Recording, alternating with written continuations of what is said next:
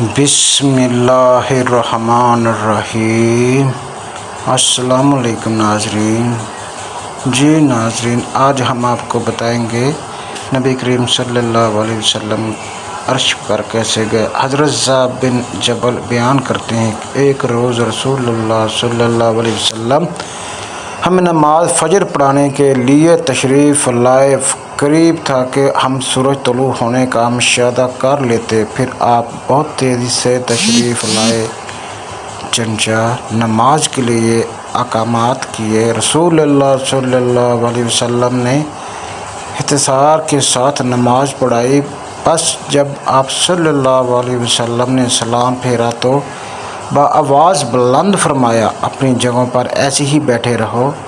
پھر آپ صلی اللہ علیہ وسلم نے ہماری طرف متوجہ ہو کر فرمایا، میں ابھی تمہیں بتاتا ہوں کہ میں تمہیں نماز پڑھانے کے لیے کیوں نہیں آیا۔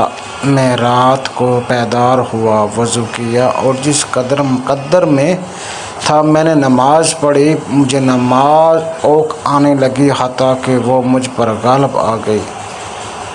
تب میں نے اپنے رب کو سور میں دیکھا، چنانچہ اس نے فرمایا، محمد۔ میں نے عرض کیا، میرے رب حاضر ہوں۔ فرمایا، فرشتے کسی چیز کے بارے میں بحث مشاع کر رہے ہیں۔ میں نے عرض کیا، میں نہیں جانتا۔ اللہ تعالیٰ نے 3 مرتبہ کہا۔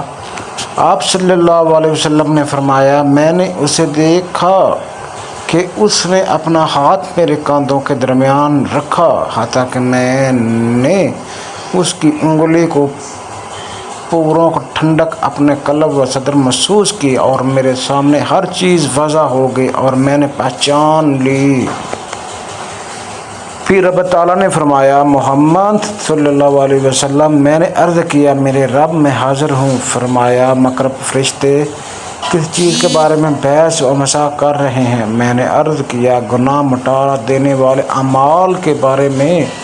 فرمایا، وہ کیا ہیں؟ میں نے عرض کیا، باجماعت نماز پڑھنے کے لیے چل کر جانا، نماز کے بعد مسجد میں بیٹھے رہنا، ناگواری کے باوجود اچھی طرح وضو کرنا۔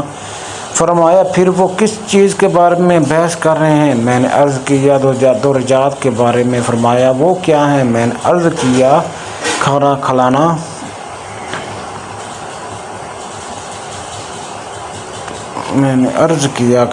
نرمی سے بات کرنا، اور جب لوگ سو رہے ہوں نماز تہجد پڑھنا۔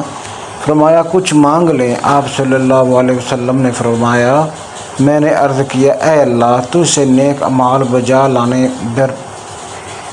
برکام چھوڑ دینے اور مسکین سے محبت کرنے کی توفیق مانگتا ہوں۔ ماشاءاللہ، ماشاءاللہ، ماشاءاللہ۔